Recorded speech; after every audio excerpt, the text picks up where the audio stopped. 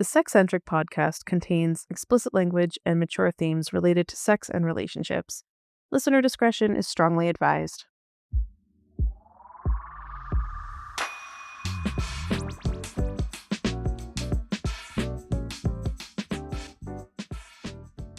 You are listening to Sex-Centric, the podcast where we talk about sex, kink, and non-monogamy. I'm Kari. And I'm Cousin Dan. How are you, dear? I'm doing really well today. How are you? I'm good. Do you know where I ripped that "How are you, dear" from? I don't. I have no idea. There's a podcast that's hosted by Richard Osman and Marina Hyde, and she always introduces it, and then he goes, "Hello, Marina. How are you, dear?" And so I basically ripped it off of Richard Osman, who is the antithesis of me in so much as the fact he is like 18 feet tall and wildly successful, whereas I'm like 5'8" and mediocre at best. So fair enough. Yeah, fair enough. I can fuck God though, so it's fine. Okay, so we are really excited today because we are being joined by Tom and Kay from Insert Here podcast. Hello. Are we allowed to talk now? Yeah. Yes. I'll let you cry on my head, Pat. Like, that's the longest that Kay's ever stayed quiet for. Yeah. Well, there have been times when I've been gagged that I've been quieter. I don't know about that. So just to give everybody somewhat of an idea of how we're organizing this chaos, we're going to do an episode with Tom and Kay as the guests, and then we're going to jump onto their podcast immediately afterwards to be a guest on theirs, and they're here to talk about their experiences of the kink scene and being queer within the kink scene and the scene and everything in general, and we're going to go in as being queers on the swing scene. So and compare and contrast. It's a cultural exchange from between the swinging community and the kink community. Exactly that. Fortunately, we didn't bring you any like latex as gifts or stuff like that. So no offerings. Sorry. I don't know what we would even bring you from the swing world. No idea. The bowl for your keys, maybe. A hot tub, as I like to call it. Hot tub. Yeah, the swingers sheet. It's like that pineapple, clearly. Yeah. Oh, true. We do have a pineapple. We do. We have a old school Del Boy ice cube holder. Yeah. That's never been actually used for that. It's being used for everything but. Everything but, yeah. Oh my God, I have to tell you a horrible... Oh, well, I'll tell you later about pineapples and the absolute fear when my mum decided that she would decorate all of her house with pineapple things. Oh, no. Okay, no, that's a story. And for does right not now. know the reference. Oh, no. Okay, no, this is story time. I need this right now. Like, so my oh my God, I hope my mum never listens to this. I don't think your mum is the type of person that I don't think she is. Either of these podcasts. I don't think she listens to this in church on her earbuds. So she, I'd have more respect for her. Yeah, sure. So her ex-partner, they met, and he'd been to the supermarket or something, and he'd got a pineapple, and it was 2 for 1. And so, like, what a great way to chat my mum up, offered her the other pineapple for free. And they thought this was really sweet, and like the kind of a little story about how they met. So that as a joke, they started buying each other pineapple themed things. All my friends and like my ex-partner just said, how do they not know about like the pineapple swinging thing? And like they've got pineapples in their front like bay window of a house and stuff. Oh, good. Your mum not beacon aunt that swingers normally. Oh, she had pampas grass as well. Pampas grass as well. So she's got pampas. Beautiful. Oh, yeah. No, that's... Yeah. Pineapples everywhere. Honey, your mum's a swinger. She just hasn't told you. Oh, my God. That's like the nightmare that I like turn up in an event. Honestly, that's why I'm open about it. Like, when I told everybody in my family, because I have a huge family. So, like, I don't hide my shit. So if anybody ever shows up to a party that I'm at, I could be like, hey, you knew I was a freak. You knew there was a chance I was going to be here, okay? There is a brother and sister on our scene who they obviously play separately, but it's so awkward between them that they have to organize which events they're going to because they don't want to be seen in the same building as each other at events. Yeah. Yeah, we met a brother and sister not long ago. They're like that. They will go to like munches and stuff together, but if it's a play event, they'll decide which one of them gets to go. Yeah. And I was like, oh God, that would just really annoy me. I'm like, can you just move to a different city, please, and go there? It's not the kind of logistics I want to do, you know. No. So let's talk about the kink scene in your area. Are you open to saying where you are based? Yeah, sure. We're based in Newcastle. There are a lot of kink events, broadly speaking, in Newcastle, which I think because there's not a lot going on in the Northeast, generally, it tends to be centred around Newcastle. So you get a lot of people from Teesside way, Sunderland, Darlington, Durham, travel this way. The alternative for them is to do Leeds or Manchester. Yeah, or there's Carlisle and Edinburgh are the nearest two major scenes as well. I actually live halfway in between Edinburgh and Newcastle. And the reason I picked Newcastle is because the transport links were just slightly easier, which is why I've ended up this end. Is there a big scene in Carlisle? No. No. No, I can't imagine. They have a munch, and we know people who have been to the munch and come from the munch. And there's the odd event on. Yeah, I think there is. But yeah, it's pretty small, I think, and pretty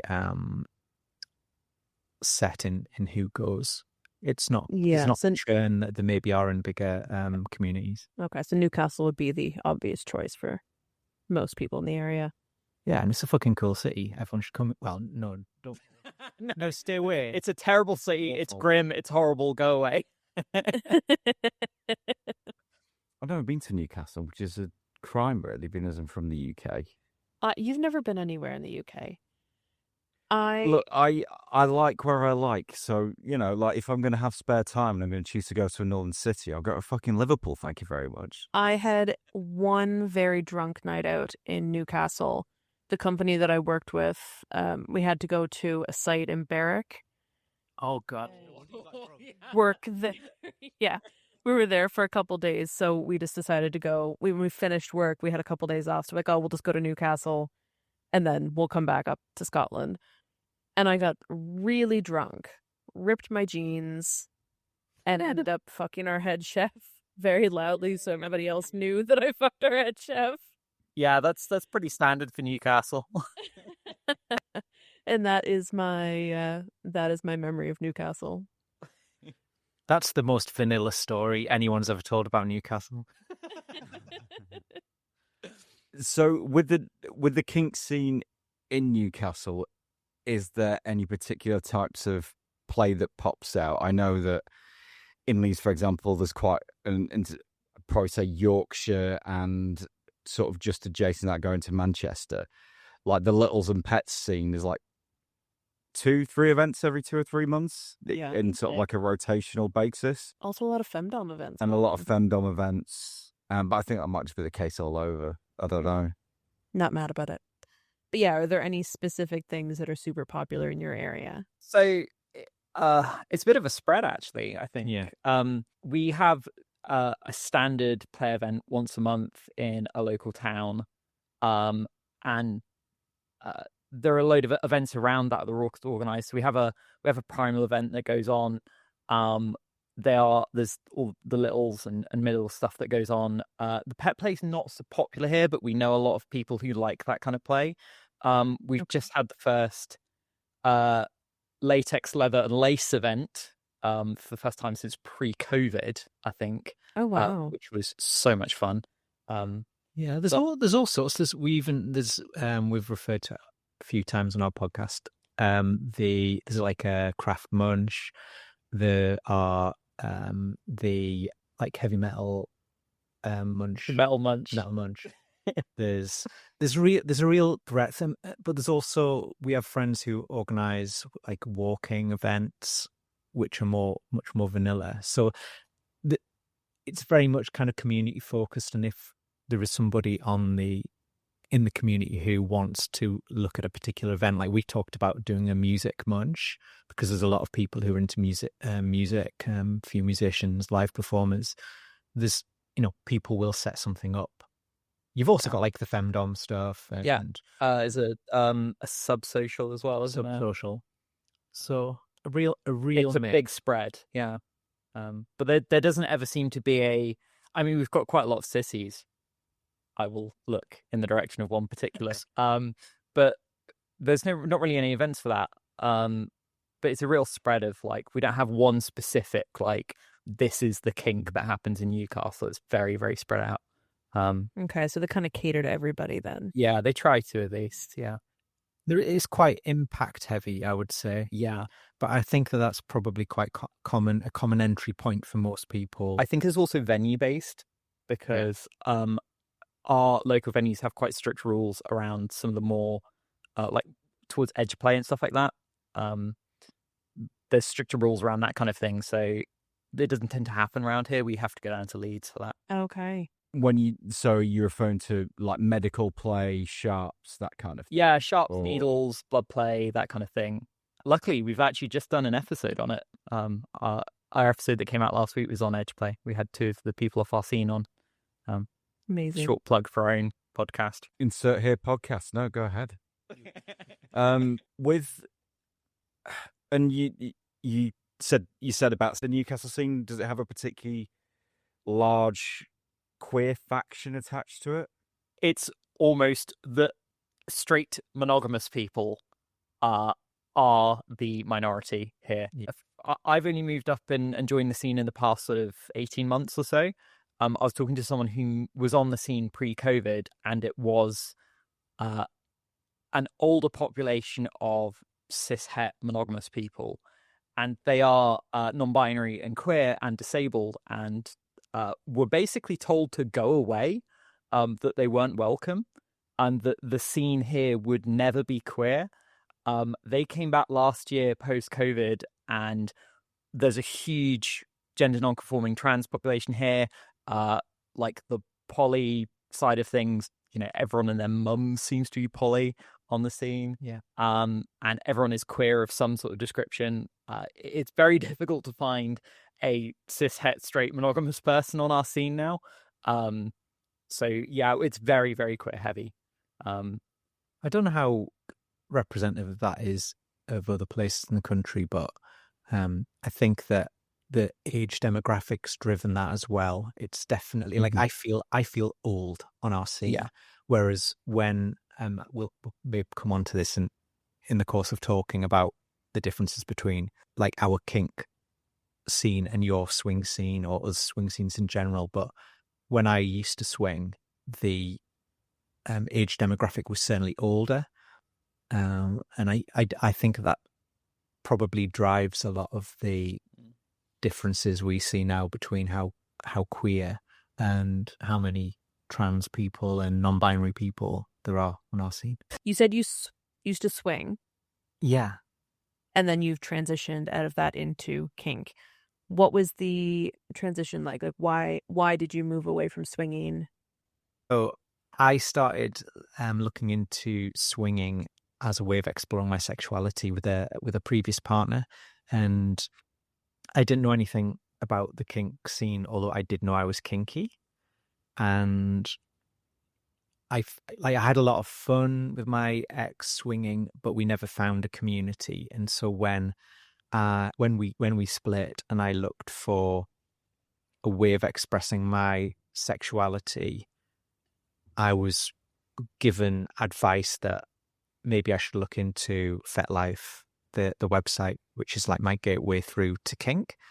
And I just, from going to events, I found that there was a real community there. And I think that's probably what I was looking for as much as just a shag, if that makes sense. And that's all I'd found in swinging. I hadn't actually found a community. And so it was a natural progression for me. I always struggle with this kind of like wording, because I don't think it's not like you get a fucking membership card, is it? Like, can I flash it at people on the street and be like, "Are you kinky? You kinky? Is there a Got my make kink a handshake?" I think they're organizations for secret handshakes, darling. I don't think we want to be members of that Oh, yeah, organization. maybe.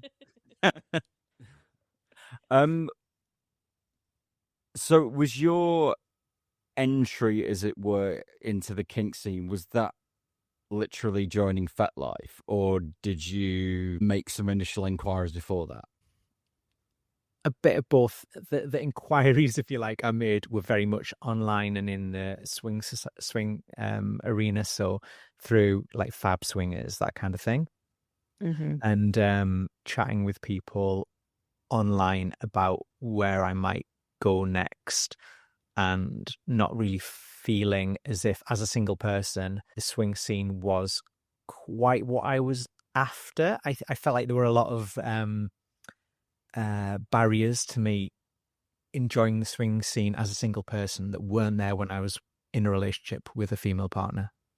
If that makes sense. If you are a boy-shaped thing that is single and you exist entirely within the swinging lifestyle, it can be a very lonely place. I think also, and maybe why when we first started talking, I suggested about talking about sexuality was, I think that also, if you are not straight in the swing scene, I feel like there are more barriers put up, and you're kind of funneled away from the standard kind of swing scene onto, for example, like there's fab swingers and there's fab guys, right?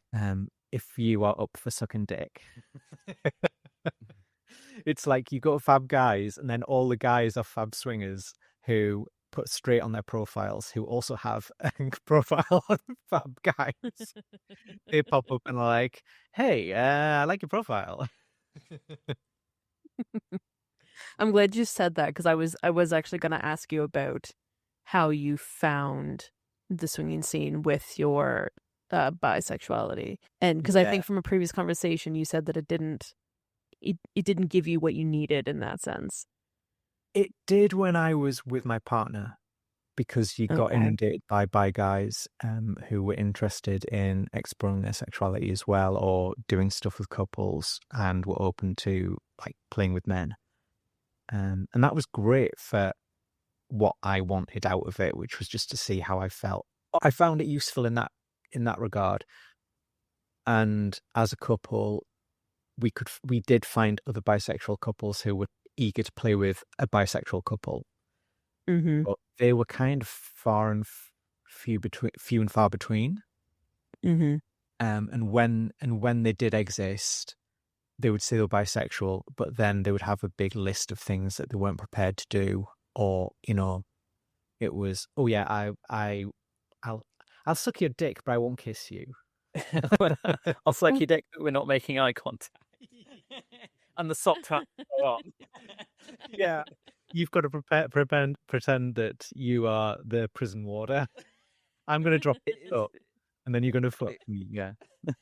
It is funny how everybody's standards around different types and this is not just for the swing community, but also the kink community as well.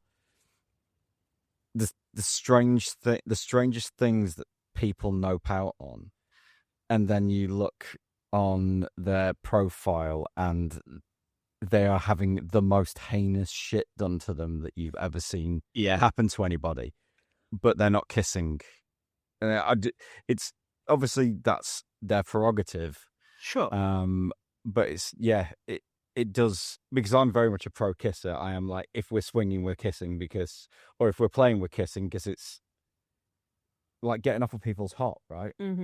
Yeah. We're big kissers. Like, oh my god! If you want to know anything about kissing, just ask Kay, because she like makes out with everybody. I do not. I have a very, very strict list of people that I make out with, which doesn't. Does it grow with every event that you go to? It's called the phone book. It's demo. That's so mean.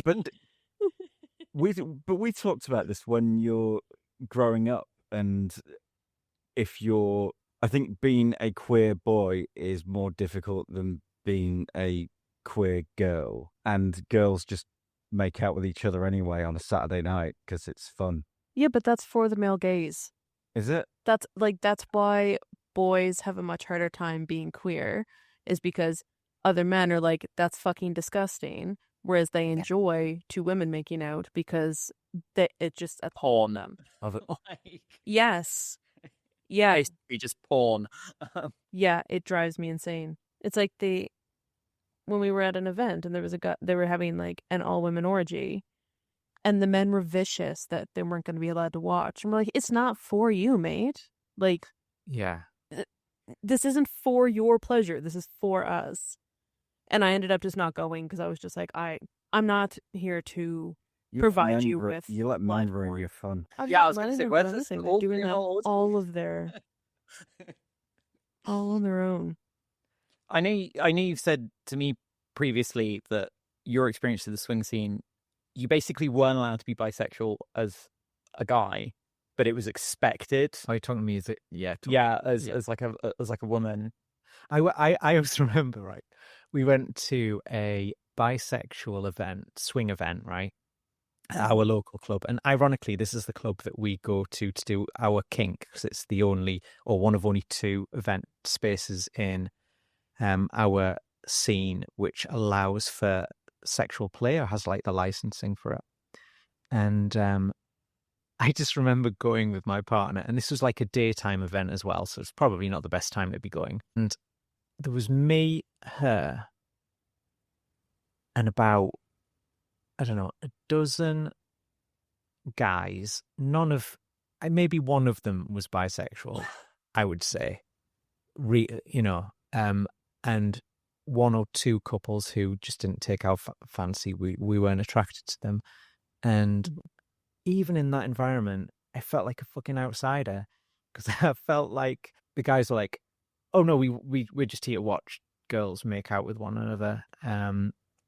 Or, I was the youngest there by a mile, I think, and a couple of guys just followed me around, hoping that I would suck them off or something. I don't know. It was very odd. I just never felt that comfortable. That's really unfortunate. At events, which is a shame, because Dan, I know you're bisexual, and you seem to have an awful lot of fun playing on the swing scene. So I'm weirdly a little bit defensive when people are overly critical of the swinging scene and sexuality, because I do know people who are on that scene and do enjoy themselves. I'm just aware that they still do have the same experiences broadly as I've had. Mm-hmm. I just sometimes find that the kink scene has a almost puritanical view on the swing scene. Yeah. And that might be that's a lot of the time that's down to personal experience, because let's be honest, a lot of people are arseholes, and they've just had bad interactions and then they've painted them all. But yeah, I mean, I feel much more comfortable spending my time within my swinging bubble than I do within my local kink bubble, because historically, it's almost like everybody's allergic to fucking sex. So I'm just not really interested in. We have a very, and it's mad straight as well round here, or it certainly feels that way. On the kink scene, and right? And it's older as well. So it's a lot more old school, and there's a lot of people who've been around for a long fucking time. And very cliquey. Yeah. I remember when I first moved here, what is your guys' scene cliquey at all? Or is it very open to newcomers? I think it can get that way. So I don't think I'm speaking out of turn, but so today we went to our local munch, the Newcastle Munch, which is the biggest one. I think there was probably about 60 people there, maybe 60, 70 people. It can get cliquey, as anything can, when you have groups of people who are interested in the same things or have come onto the scene roughly at the same time. And the previous event, there was a discussion around somebody had posted an anonymous message saying they found it really cliquey and hard to engage with. Now, that's not been my experience. I know a lot of people haven't had that experience. A lot of people have speak very positively about that particular event, especially. Mhm. But I think it's human nature that things can become cliquey, and it's down at that point to the event organizers to try to inject opportunities for people to engage with one another.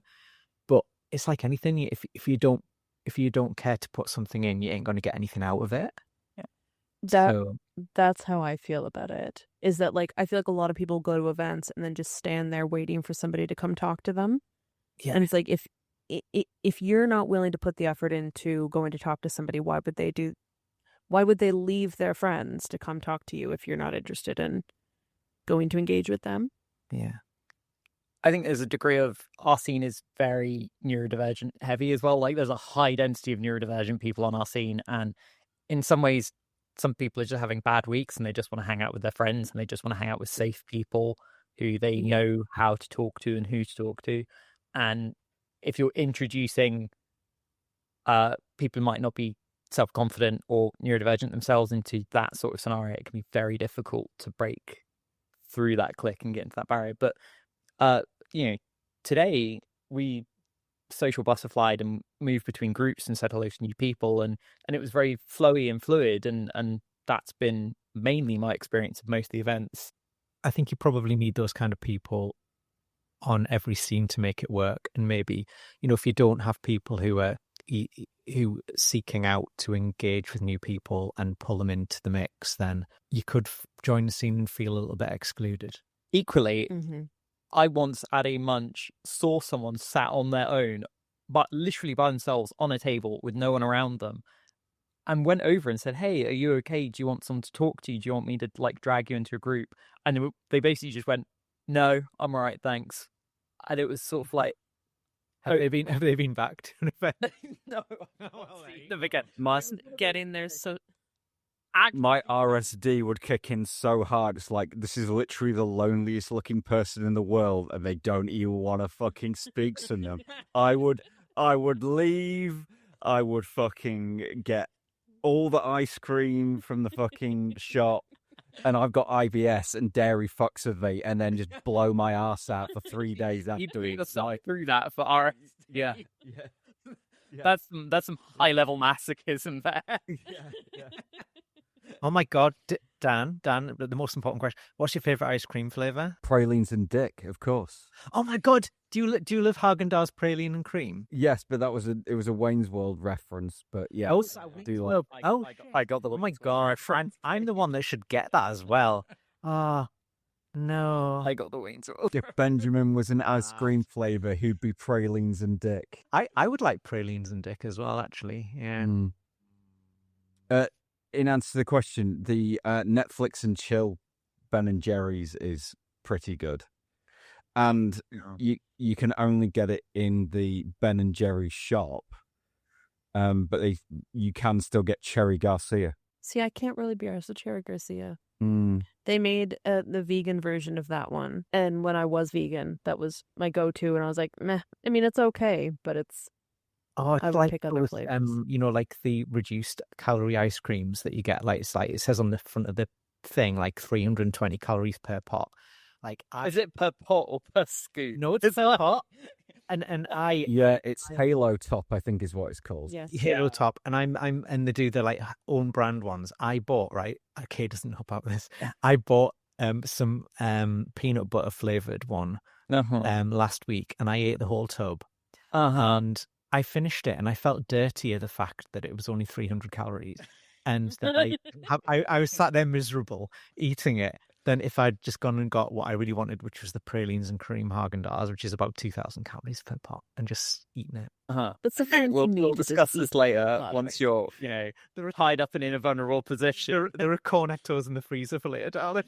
All right. But I'm very much this type of person where if I have to, and this might just be this isn't just sort of like food and things like that. This is very much like if I want something, then generally speaking, I'll have done a lot of research, and the thing that I want is the more expensive thing. I'd rather wait and then get what I want rather than get a cheap alternative more immediately. So You if have I better know that impulse control than me. seemingly, I mean, I don't know where the fuck it's come from. So I used to be terrible with money, but yeah.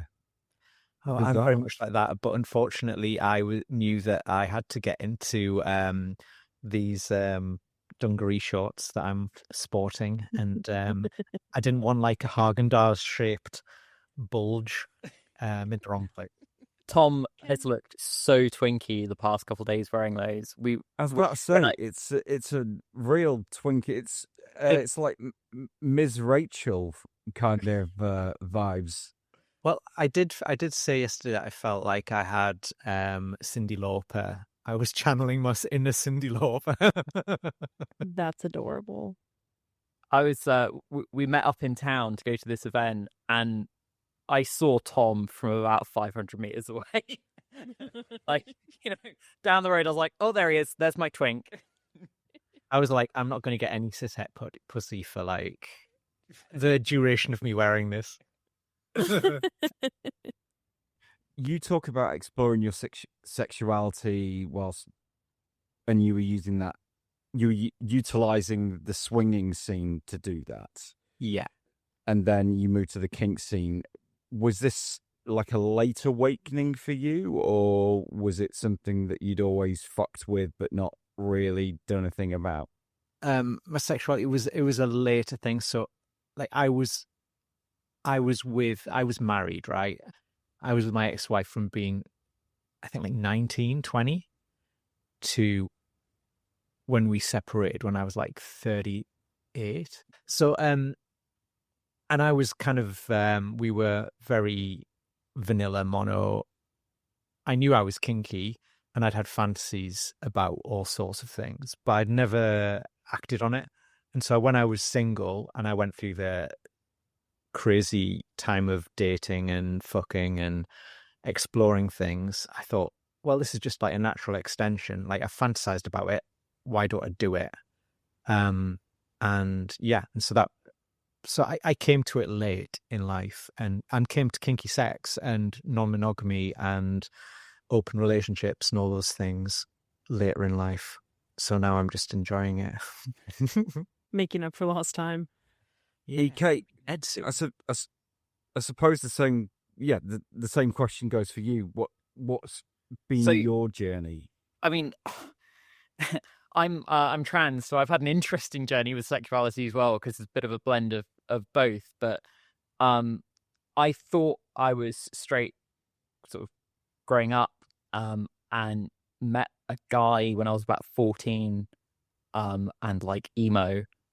And he was emo and really pretty, and we made out a lot, and we kind of like dated for a week, and it got to the point he was gay and out as gay, and we got to the end of the week, and he was like, "Honey, I don't think you're gay. You're something, but you're not gay." And I've always taken that as, oh, I'm trans. That's fine. I'm a lesbian. I'm trans. That's fine. That's where the weird vibe was coming from. Up until about 2 years ago. I was pretty out and out just a lesbian, did not like guys, never found a guy I found attractive again, until my ex-partner and I made friends with a guy, but we basically became friends with the guy. We both liked him. We tried dating him for a bit as a kind of situationship, like a triad kind of thing. Like a triad kind of thing. But I didn't quite know how to express my feelings towards him. So they ended up effectively cheating on me. And she broke up with me, and they both left and went off on their way, and I moved up north. And when I came up here, when I came onto the kink scene, I was like, well, I'm sapphic, but I obviously, have an interest. And then met Tom at a munch, and within a week was like, "Hey, you want to fuck?" You just needed a cute little twink. Yeah, I just found, so I found the most effeminate guy I could. Excuse me. Have you seen my wrestling muscles? Which is don't laugh at that. That's not your cue to laugh. But ironically, when we met on the scene, what part of the reason that I kind of was attracted to Kay was because I'd said I'm not going to date women.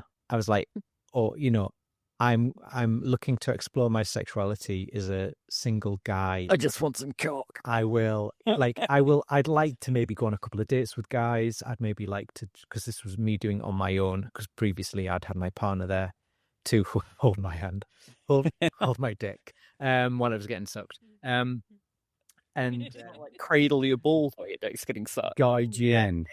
Peg me on. sucked.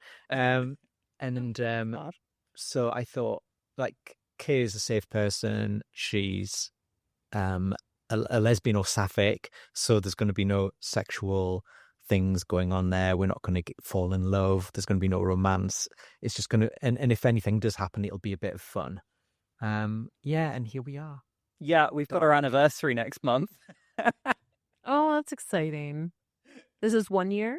Yeah, 1 year. Yeah. Okay. Yeah, that'd be good fun. It was a fun one. I have 3 siblings. They're all male. They're all very like traditionally cishet. So as the black sheep in the family, I was the most likely to bring a boy home. So it was quite funny introducing Tom as my boyfriend to my parents, and my dad not having a single fucking clue what to do. It's like boyfriend was mentioned, he just clammed up immediately. He was like, "Oh, Yeah. So I have a question for you, Kate. Were you transitioned before you came onto the kink scene? yeah." So Yeah. Okay. Yeah, so I'd gone, basically I started transitioning about 10 years ago. I had a couple of years where I was getting things sorted with my parents to get them comfortable to the idea. I waited far too long to get on hormones. In my own opinion, I was on the NHS waiting list for 7.5 years. Shut up. Yeah, it's 2,181 days. That like from asking my GP for help to actually seeing the gender clinic was 2,181 days, which is probably not 7.5 years, and someone's going to correct you in the comments, and I didn't care. But it was an effing long time, so I ended up going private, and I was on hormones about 8 months, and I started getting really bad panic attacks about my genitals. Like I'd wake up and look downstairs and be like, holy shit, that's not what I thought I had. And it basically got to a point where I was like, I have to get lower surgery, otherwise I'm gonna have a misadventure. I got lower surgery. My ex and I met this guy, and then broke up the Christmas after my lower surgery. Cycled through. This sounds really bad, but my vagina was less than a year old when Tom took my virginity. Yeah, that was a night. What is bottom surgery, aftercare, and healing like? Not as bad as you'd think.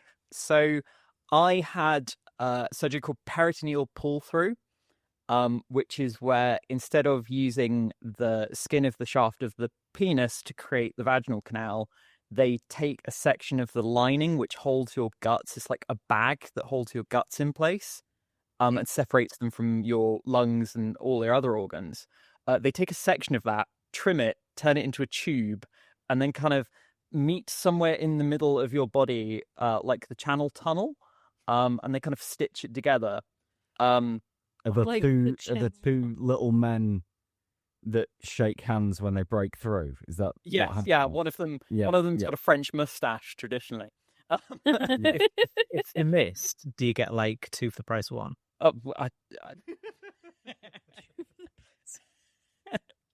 No, you get one very short one and one that doesn't go anywhere.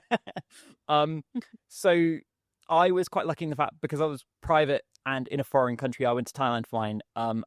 I stayed there for 4 weeks, and they did all of the aftercare for me for the first month. Oh. I found out 3 weeks in, or 2.5 weeks in, that the nurse who runs the dilation clinic is a lesbian. And I've never seen so many trans women get wet all at the same time, knowing that they've been dilated by a lesbian. We're all like, oh, okay, yes, we're okay with this. How do you get, the best job ever? You get to look at vaginas every day of your life. So aftercare wise, I actually didn't need any painkillers for mine. I did my entire recovery basically without any painkillers. Holy shit. Yeah, to begin with, you start off with the dilators are basically plastic rods, and they get wider as they go up. So I think they start about 12 mil, like half an inch, and go all the way up to the one I've got at the moment. It's 37 mil. Okay. And basically at the beginning you have to dilate twice a day for an hour for the first 6 months, and that ends up being a massive task because it's half an hour of prep and cleanup either end. So it ends up being 4 hours of your day every day for 6 months, and then you go down to once a day for the next 6 months, and then it's once a week or intercourse. So I picked the intercourse option. Is that why you're seeing me? I need to do the ding. I need someone with a dick. Yeah, well, I can't. A lot of the trans women on our scene, their dicks aren't big enough, or they don't get hard enough. So, Oh, I feel so valued. So what you're saying is phenomenal mouthfeel, but utility-wise useless. Yeah. Tom was like, "Oh, why don't you use a wand while you've got the dilator in?" And listeners, these dilators are basically a rod of PVC. They are the most horrendous thing to put inside your body ever, and they have no ridging or shape or smooth. They're just a rod with a rounded end of plastic. Oh god. And it's the least sexy thing ever. The clinical aftercare guidance that came from the clinic in Thailand. Yeah, because it did. I can't imagine going to your local doctor's office and them going, right, you can use dilators or you can get bread hard twice a day. Let him bomb that fucking pussy out, bitch, and then you'll be fine. You won't have to dilate. Was it like a male doctor who was like, you can use this horrible dilator, or you can get fucked by somebody with a penis who's quite close by? And then the alarm goes off. Oh, it's treatment time. Yeah. You've got to choose now. No, well, I think it was it's one of the nurses that told me, or one of the patient coordinators that told me that, because they run you through everything. But yeah, They run you through to get run through. Cover. Oh god. the thing is, so I've had friends who've had surgery in the UK, and basically, you have a similar sort of surgery. It's obviously free unless you go private, where it was £17,000 more expensive. But they kick you out after 3 days. They're basically like, hey, here's a pack of dilators. Don't do anything for a few days. See a nurse in a week. And then here's your instructions. Whereas I got actually taught how to put the dilator in and how to hold it, and got a load of tips and tricks on keeping it in. But vaginas are springy. At least the one I have is quite springy. So it'll shoot out if you're not careful. So this You've is shot my something. dick It's out not. when you've orgasmed. Yeah, I have shot Tom's dick out when I've orgasmed. That was a good orgasm. I have Oh done yeah, that. for any Not listeners that want to know, I can orgasm. I can have full body orgasms. My vagina does get wet, but not super wet. I still have to use lube and stuff like that. And because I still have the a prostate and some of the equipment for ejaculating, I do come. I squirt a little bit of clear fluid out as well. Oh, interesting. You nasty girl. It's very much fun. Yeah, it's great. Tom seems to enjoy licking me out. Mainly for that. I love giving oral sex, listeners. Can I ask about your non-monogamy dynamic? How Yeah, sure. in the kink scene? So, how do we right? I'm polyamorous, and am actively looking for another and seeking and wooing another romantic partner at the moment, who is my play partner previously. Tom's ethically non-monogamous, so you aren't looking for a romantic partner, but if one comes along, you're not going to turn them down. Do if I put it like that. I'm ethically non-monogamous, so I'm quite happy with one romantic partner, but I haven't closed off the idea of having potentially another romantic partner, but I think that would have to be something I stumbled upon. Yeah. The rest of the time it is, you just want to get your rocks off. Well, it's the difference between having kind of that romantic love and romantic sex with somebody, and that separation between the separation of what the government like to say. Am I church or am I state? Oh, you're definitely state that. But yeah, so yeah, I enjoy doing kinky stuff and sexy stuff with other people when it doesn't include a romantic element. We also sleep together. We have group sex together. And we also play together. But we play platonically apart, and we also play sometimes sexually apart as well. But that doesn't happen very often at the moment because I went through a bit of a run of stuff earlier on in the year where I kind of had my confidence knocked in that area. So I tend to stick to platonic play with other partners. Yeah. I just want to talk about your droning. Now, this is very much for sex-centric people. We haven't done a latex episode yet, have we? So this can serve as a quick hit of latex play. So you just do give them a flavor, like that free drug that the drug dealer gets you. Yes. Yeah.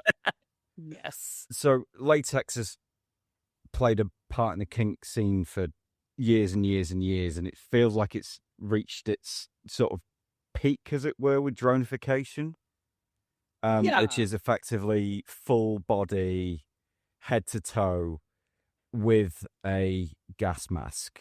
Yeah, and cat ear headphones if you're really going for it.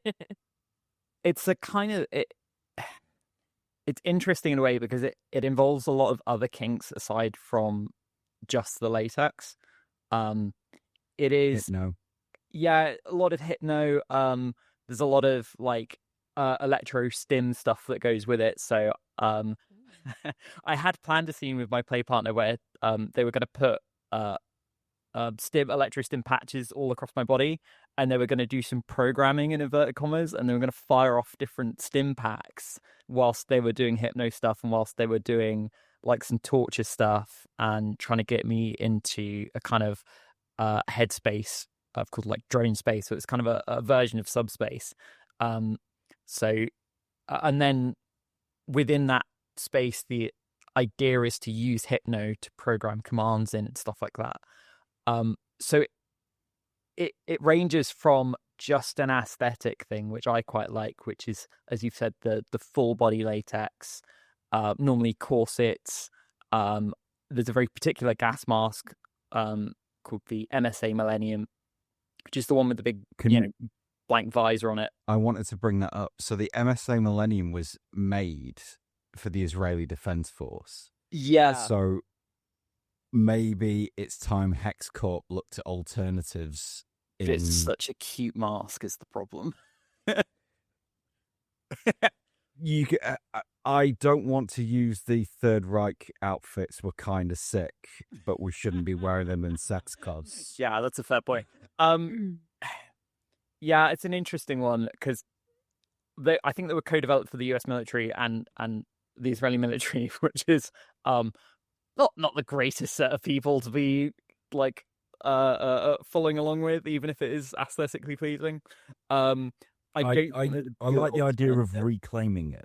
Yeah, it's a sort of, the thing is though that if you search for MSA Millennium, like you don't find it normally under military paraphernalia anymore. You find it under kinkwear, which I think has been the greatest service the kink community's ever done. Is claiming that mask and being like, look, a lot of really, really femme trans girls who also do a lot of puppy play buy this gas mask. So if you're a, right-wing extremist redneck and you want to look cool in one of these, just remember that we're going to associate you with being a trans puppy girl who likes dronification. So... See, I'm not mad about that. Yeah, neither am I. About it at all. Because it's like, you see them in their gas mask, you're like, oh, you're so cute. Yeah, it's rather than there's particular sets of like headphones that you wear, and there's loads of modifications that people do to their outfits. Quite a lot of the dronification comes along with a lot of people who like breath play. So a lot of the gas mask gear often gets attached to like bubbler bottles, or I have a scene planned where I'm going to connect my gas mask to my play partner's gas mask, and we're gonna like through a T-fitting, and we're both gonna breathe through the same air source. So kind of a connection thing where we're gonna have to breathe in sync, and then and normally for us we do a lot of shiny wrestling, so we get lubed up and wrestle, which is an environment where there is no friction. It's as close to frictionless as I've ever been. And it's so much fun because you cannot grab onto the other person in any way. Normally, you're like, oh, should we wrestle? And it lasts about 40 seconds because the pair of you are so out of breath afterward. I know how sweaty you get in those outfits. Yeah, it's horrendous. We were talking about wrestling because we did a Primal Play episode, and we were talking about wrestling being part of Primal Play. And how that fits in. Yeah, so we do Primal Play. We go to a local event, and we bloody love Primal Play. This is so much fun. We do a lot of like hunting, so we'll have prey and predators and stuff like that. I hid in the single most disgusting place I could find, and Tom was livid. Ironically, behind the washing machine. Oh, ironically, yeah. Oh god, it's horrendous back there. Surprisingly foul back there. Yeah, I got in there and thought, I immediately regret this decision. My little autistic brain was screaming at me, like, this is not an environment we need to be in. And I basically had to shower as soon as I got pulled out. But there's wrestling, we play zombie and stuff like that, and it tends to be a lot of chasing each other around and scratching and fighting each other. On our scene, we do like a wrestling afterwards. So there's like a massive big bed, which is padded, like a kid's soft play area type material. And we do like, say, like 40 seconds to a minute rounds of wrestling where, I mean, they always say there's no winner or loser. It's not about winning. It's just having fun. There's definitely winners. Yeah. What the fuck is this neoliberal New Labour bullshit participation medal fucking what? But it's a lot of fun, and ironically, the people who say that who host it, who are lovely, you can always see the like frustration in their eyes when they're wrestling each other, and it's kind of a they're partners, and when one of them gets the upper hand over the other, it's kind of like, oh no, you didn't win. You went. I wasn't pinned. We'll call that a draw every time. And I'm thinking, there's definitely winners and losers going on here. Also, Dan, I just wrestled to get turned into a pretzel and pinned, so I never lose. Yeah. Do you know what's quite hilarious though? I'm not going to blow my own trumpet, but I am going to blow my own trumpet. I'm like 11 stone wet through, and because I look like such a little Twinkie softy, when people wrestle me and they realize that I'm quite strong, it's quite fun to watch, isn't it? Think they can overpower you, and then they're like, "Oh shit! Oh shit!" I like wrestling big, like hairy, powerful, tall guys and bears. Just say the word bears. Same. I don't like fucking them, but I like throwing them down hard on the and watching the three young boys get a bit wet. If you want to soften them up and then pass them on to me, I'll do the fucking. Yeah, we could tag team. I'm still unbeaten tag team. Me and I think me and Motty. Tag Yeah. Team Champions. Motti was on our last episode. Motti Shout is out Motti. surprisingly strong. It's terrifying. They do pole dancing and stuff like that. So they Oh my fight. God. They don't look very strong, but yeah, it's hot. Okay, here are the 5 questions that we ask every guest. I'm going to ask one, and then I'll get both of you to answer it one after Sure. the other. Okay. So it's a little bit different when you're non-monogamous, but pretend you only fuck each other for a minute. Who is your hall Ooh. pass, living or dead? Do you want me to go first? You go first. I'm not good with celebrities, so you're gonna have to go first. Debbie Harry, Excellent choice. like peak Blondie, Atomic video Debbie Harry. Mm-hmm.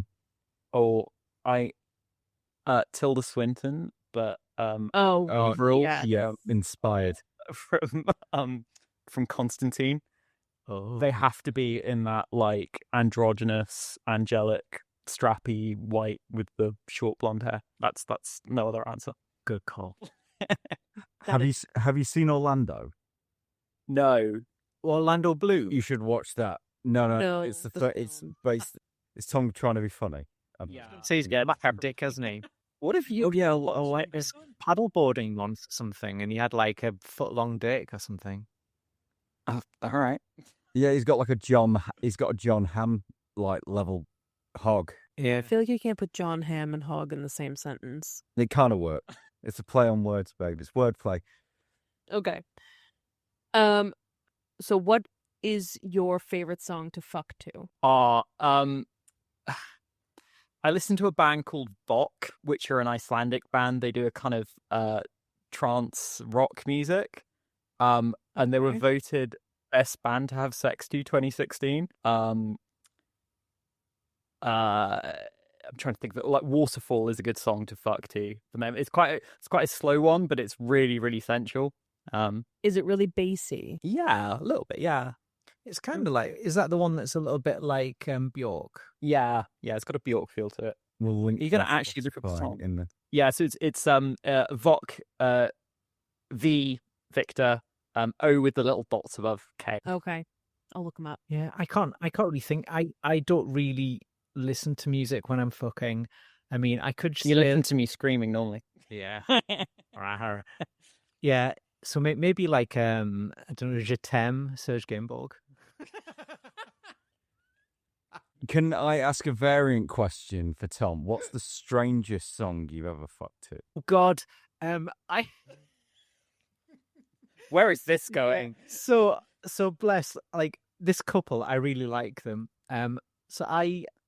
Is it who I'm thinking of, like with the game? Yeah, Okay, yeah. with the game. Yeah. So in fact, was it them? Yeah, it was. They put on. They're like, "Oh, do you mind if I put music on?" And it was like film score themes and stuff, which would be fine. But like there was like a running commentary, like of which film theme it was. This is from scene 2 of Gladiator. And all I could think myself was, "Oh my God, please don't let it be like the fucking Harry Potter theme, or do you know what I mean, or Jurassic Park, or fucking Jaws or something." Do you know what I mean? Yeah, that was a weird. That was. I mean, that was very fun. That was a very fun threesome, but that had a lot of weird elements of it. Like a lot of weird elements of it. But I quite like that sometimes. Yeah, it gets to be a bit of type 2 fun in so much as it was fucking weird at the time, but then you can talk about how weird it was afterwards, and then that in itself becomes entertaining. Oh yeah, I mean, I could do a whole whole episodes of Confession on that. It was great. I also did once have sex with a guy who, who really fancied himself as a singer, and really liked Radiohead, and I like Radiohead, and he put Radiohead on and then started singing to it, and he did have a good voice, but it was just weird how we were lying in bed and he started singing full on Radiohead. Yeah. It's quite difficult had a to do when neck. you got his cock in your mouth. Yeah. I had an ex who used to sing Hinder to me all the time because he thought I liked Hinder, and I don't like Hinder at all. Like There's a any capacity. yeah, that's a breakdown in communication right there. Yeah, and he also was not a good singer. And I was like, I have so much secondhand embarrassment for you right now, but I don't know how to plan this. I need to stop. So we broke up. Nice. God, I hate Radiohead. Like, I'm not even talking about like the fucking, like I have disliked them, probably longer than anybody else. I think that I hate Tom York more than Tom York hates himself. Oh my God. Do you hate him more than like the children he probably bullied at school? Okay, so I've got a problem with like super straight white bands, and Radiohead are the whitest, straightest band ever. At Do least you not think he's so big before? Begrudgingly and maybe as an intellectual exercise. Oh, okay. Yeah. But he spells his name Thom. That's like an obvious, like, yeah.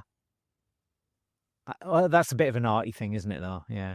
Oh, God, is he one of those guys who gets his dick sucked off for, like, an art exhibition or installation? Yeah, it could be something like that. But yeah, I just find their music just repulsive to me. It's the most asexual band. They're never going to talk to us again. You're making fun of the music, making fun of the drone mask. I wasn't making fun of the drone mask. I was saying that there is the problem is that the drone mask is really fucking cool. Yeah. But it was developed with the Israeli Defense Force and the US forces in mind. Anyway. Third question. Okay, think of your happiest memory and then tell me what it smells like. The actual. So I used to be a professional blacksmith, so I've had a sense of smell in about 10 years. Okay. That's going to sound really bad. Boiled linseed oil. Oh, what? Okay.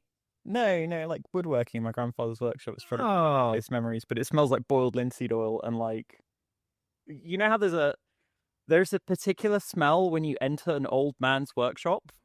I don't know what workshops you've been into, but it's like old engine oil and boiled linseed oil. That's yeah. Yeah, I think for me it would probably be like grandparents. It's probably the same smell, actually. Oh no, I'll tell you what it is. It's my grandparents had like a greenhouse and they grew tomatoes in there, and the smell of tomatoes growing in. Are you sure it's tomatoes? Yeah, it was definitely tomatoes. Okay, cool. Yeah, I know what that smells like. I fucking live in No Shields, my darling. It stinks of yeah, no, tomatoes growing in a greenhouse. Okay. See, I love how wholesome pretty much every answer that we've had from that is. Mm-hmm. So, question 4. This one might be complicated for you, might be not. Top or bottom? Kink-wise, Tom and I are both sub-leaning switches, which makes some DOMs like shit the brains out of the assholes because they just don't understand how two sub-leaning switches can be dominant towards each other. I'm probably a bottom-leaning verse. I think that's the right language. And I will not answer on your behalf because you might not say what I'm going to say. Oh, so I've kind of realized. So I'm very much a service top, but I've come to like topping a lot, and so maybe topping. But a lot of the time, I don't know the words to use. Like I bottom from the top or top from the bottom, whatever way you would put it. Where I like taking control, but maybe being the physical bottom. Power bottom. Yeah, I was going to say, actually, that would have been my answer. Kind of, but yeah, I won't go. I would call that toppy from the bottom. Yeah, it's like I don't know the term, but I like being submissive. No, I don't even like being railed. Actually, like I like being the submissive, androgynous, twinky, little like femme presenting person who is also being a bit power hungry and showing off. I like fucking showing off. That's what it is. Yeah. And I don't actually like being railed because I find it a bit No, I love getting railed. Yeah. I'm an enigma. Girl, same. You're an enigma. Yeah. Question 5. I've never seen Tom happier than when he returned from a date with a guy and was like, I was thrown onto the bed Oh. like a feather. Yes, by an Italian dancer. Yeah, that was hot. Okay, so last question. Would you rather have no orgasm ever again, or orgasm as much as you want, but every time you do, your cooter gives the AOL notification? Oh, absolutely the second. Oh, second right now, So Nobody has ever said no orgasm. right, did. so I was Oh. I was on Easy high killing dose pill. antidepressants for like 2 years. And when I met Tom, the first time we slept together was in a threesome where we fucked for 8 hours and I didn't orgasm once. Oh. And it normally, once we sort of learned each other's bodies, it would take on average like 3.5 hours to make me come. So I will take my fucking orgasms. You are well owed them.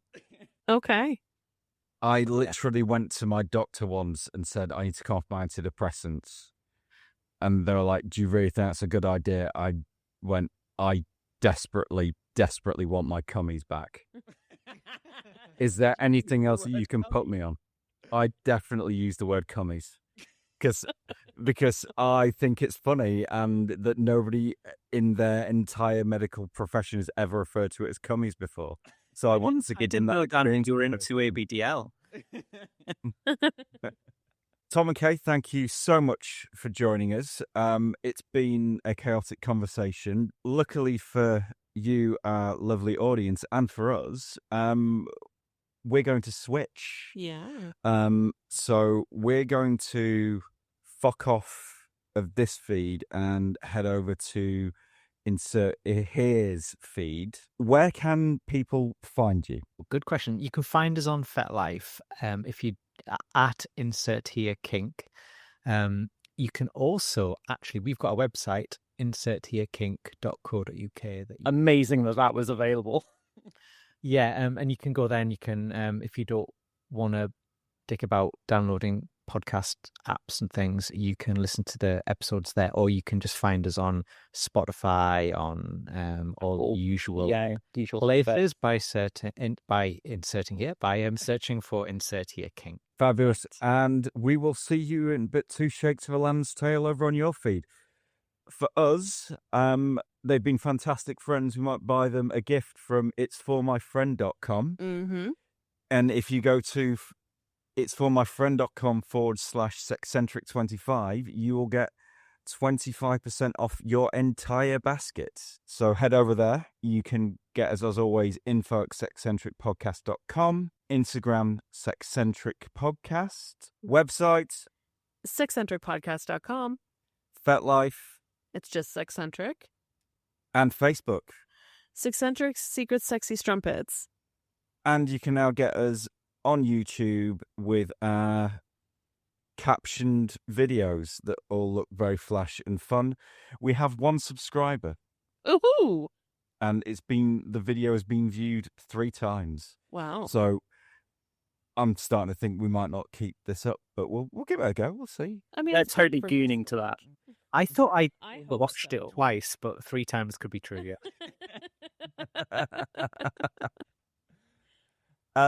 Yeah, let's fuck this one in the bin. All right. See you next Tuesday.